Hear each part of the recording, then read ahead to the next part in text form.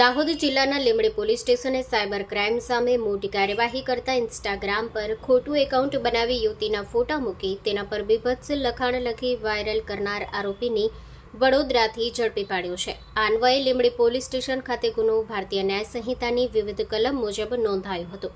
Technical તથા human સોર્સના આધારે કરાયેલી તપાસમાં આરોપી સુધી પહોંચવામાં સફળતા મળી. ચોક્કસ અને આધારભૂત માહિતીના આધારે વડોદરાથી એક ઇસમની અટકાયત કરી પૂછપરછ કરવામાં આવી હતી. આરોપીની ઓળખ નારાયણભાઈ કડવાભાઈ ભુરિયા રહેવાસી સુથારવાસા તાલુકો ગોવિંદગુરુ લીંબડી જિલ્લો દાહોદ તરીકે થઈ છે.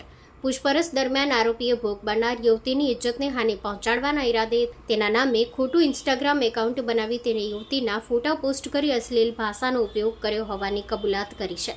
પોલીસે ભારતીય ન્યાય સંહિતા અને આઈટી એક્ટની વિવિધ કલમો હેઠળ આરોપીની ધરપકડ કરી છે.